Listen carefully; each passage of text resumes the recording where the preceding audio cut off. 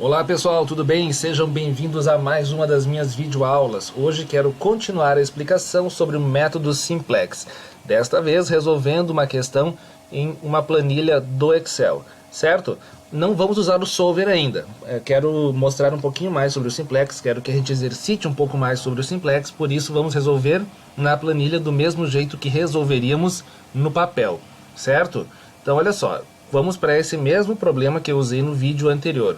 O seguinte problema de programação linear, né, uma questão de maximização, em que as restrições são de menor ou igual. Tudo certo. Então, na função objetivo, eu trago esses coeficientes para a esquerda, por isso eles ficam negativos. Fica menos 7 e menos 9. Por isso eu coloco aqui no tabuleau simplex os coeficientes deles, menos 7 e menos 9. Nas outras colunas fica 0. As restrições, coloco os coeficientes aqui embaixo também. Né? E não esquecendo que preciso incluir as variáveis de folga.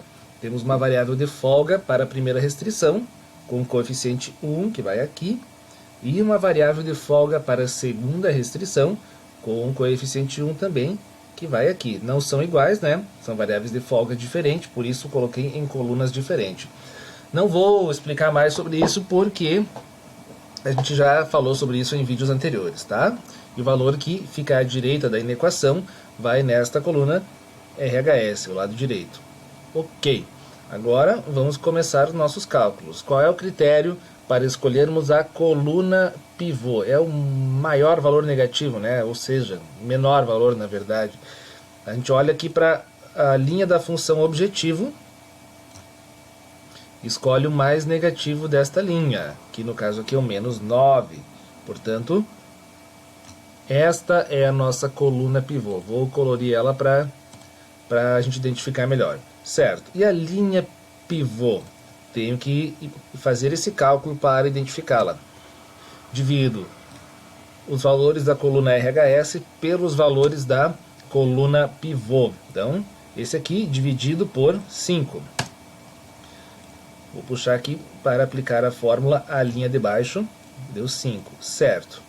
E agora, qual que eu escolho? O que deu o resultado menor. Menor valor de CA identifica qual é a minha linha pivô, certo? Escolhemos então a coluna pivô e a linha pivô. Coluna pivô, essa daqui, dx2, porque era a que continha o maior valor negativo aqui na linha da função objetivo. E escolhemos essa linha aqui como a linha pivô, porque deu o menor resultado do CA. Certo, podemos agora partir para a elaboração do nosso novo tabuleau simplex. Ok, vamos descer. Já copiei e colei um novo tabuleau aqui. Tá? Primeiro lugar é calcular a nossa nova linha pivô. A nova linha pivô eu calculo dividindo todos os elementos da linha pivô pelo elemento pivô, que é esse aqui, o 5, que está na intersecção entre a coluna pivô e a linha pivô. Então, todo mundo aqui dividido por 5. Sinal de igual. Seleciono esse aqui. Barra de divisão e o 5. Como todos eles serão divididos por 5, ou seja, o 5 será sempre o denominador, podemos fixá-lo. Posso dar F4. Né, já aparece um cifrão antes do D e um cifrão antes do 13 aqui, significando que a coluna D e a linha 13 estão fixas, certo? Então, tudo que eu dividi agora vai ser dividido por 5. Enter, e aplico esta fórmula às demais colunas desta linha, né? Ou seja, posiciono o cursor do mouse no canto inferior direito, ele se transforma numa cruz bem fininha e puxo ele para cá. Ok. Certo, agora vamos calcular as próximas linhas, seguindo aqueles passos que eu mostrei para vocês. Coloco o sinal de igual, menos 1 vezes. Seleciono o valor correspondente a esta coluna na nova linha pivô, vezes. Seleciono o valor correspondente a esta linha na coluna pivô, que é o menos 9, mais o valor que originalmente estava nessa célula, aqui era o menos 7 que estava nessa posição no tabuleau anterior, então clico ali. Beleza, a gente vai repetir isso em todas as demais células. E é só isso que eu tenho que fazer para concluir esse tablô. Mas vejam só, sabendo que eu vou multiplicar pela nova linha pivô, né? Todos os casos vai ser multiplicado por essa linha. A nova linha pivô é a linha 18. Então eu posso fazer o seguinte, nesse caso aqui eu posso fixar essa linha, né? Não a coluna, porque na verdade a gente vai multiplicar por outros valores de outras colunas, mas sempre nessa mesma linha. Então eu vou fixar essa linha, a linha 18, né? Que é a minha linha pivô, colocando um cifrão antes do 18, e que é o número que representa essa linha. Eu não dei F4 dessa vez, porque se eu der F4, automaticamente vai dois cifrões, um na frente da letra que representa a coluna e um na frente do número que representa a linha. Eu não quero isso. Eu não quero que a coluna fique fixa. Eu quero que somente a linha pivô seja fixa, ok? E aqui, gente, quando eu multiplico pela coluna pivô, no caso aqui foi o D12, né? Foi aqui. Eu vou multiplicar. Se eu estiver calculando a próxima, a última linha aqui, por exemplo, eu tenho que multiplicar pelos elementos desta coluna também.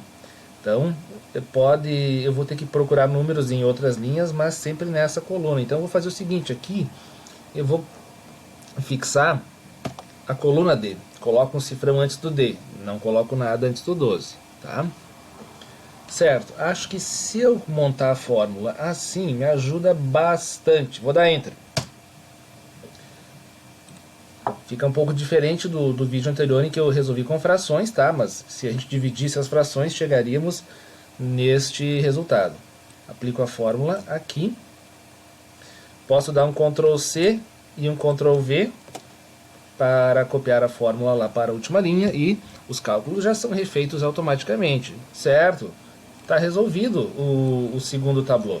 Agora, continuo fazendo? Sim. Por quê?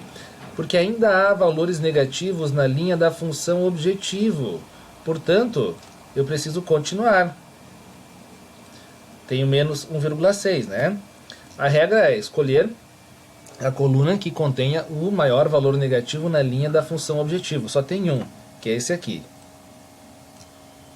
Vou destacá-lo. Um detalhezinho importante que a gente tem que cuidar para não se confundir, é que nesse caso aqui o x2 entrou, ó, no lugar do F1. Então aqui, ó, eu coloco x2, tá? Certo, para a gente não se esquecer. Continuando, determinamos nossa coluna pivô. Agora vamos determinar a linha pivô novamente. Como? Dividindo os valores do lado direito da equação pelos valores da coluna pivô.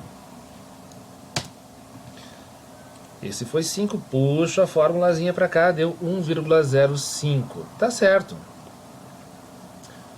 Vamos agora criar um novo tablô. Antes disso, ó, vou padronizar isso, vou colocar o mesmo número de casas decimais, vamos deixar com 2 casas decimais, certo? E agora, deixa eu colocar aqui, deixar bem bonitinhas as linhas. Vamos copiar esse tablô para cá.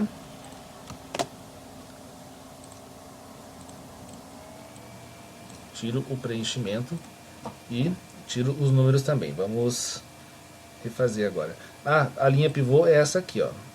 Por quê? Porque tem menor valor de CA. Pronto, agora podemos calcular a nossa nova linha pivô. Determinamos que essa é a coluna pivô porque tem o maior valor negativo e único, no caso, aqui, né?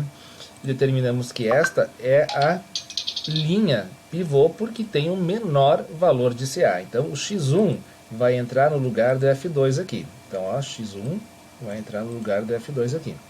Então aqui embaixo vai ser x1.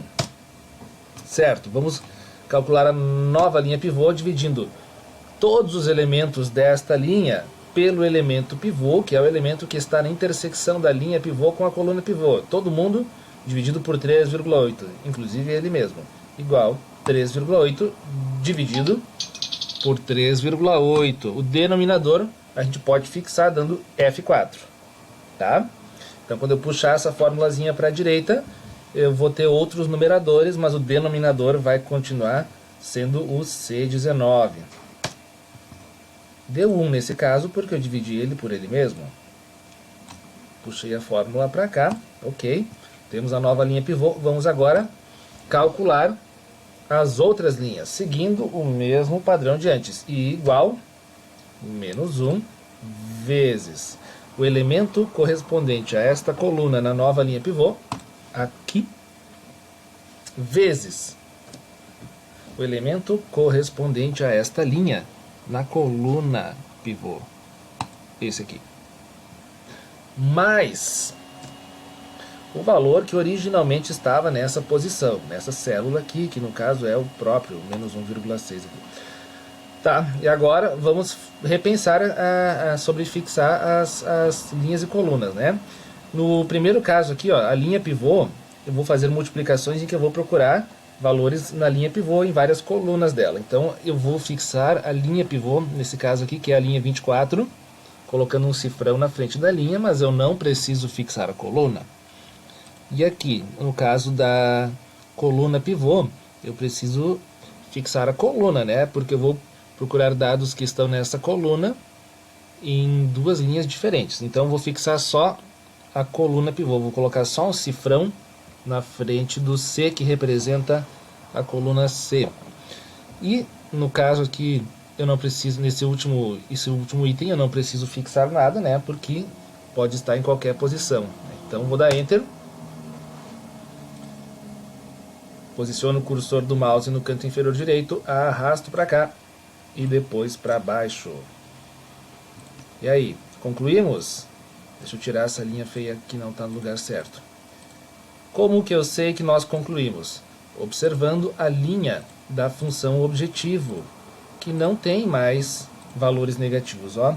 A linha da função objetivo não tem mais valores negativos. Significa que eu concluí, que eu não preciso fazer mais nenhuma iteração. Certo? E agora, quais são meus resultados? Meu resultado ótimo é que o x1 tem que ser igual a 1,5. O x2 é igual a 2,37. E o meu resultado ótimo é de z igual a 28,68. Então, supondo que esse problema fosse uma questão de maximização de lucro, por exemplo, né, e restrições de produção, então eu teria que produzir 1,05 unidades de x1 e produzir 2,37 unidades de x2 para alcançar o lucro máximo de 28,68, certo? Então, fiz o exemplo dessa forma para a gente aprender um pouquinho mais sobre a mecânica do método simplex. Depois a gente vai fazer com o solver. Certo, pessoal? Obrigado pela atenção mais uma vez e até a próxima!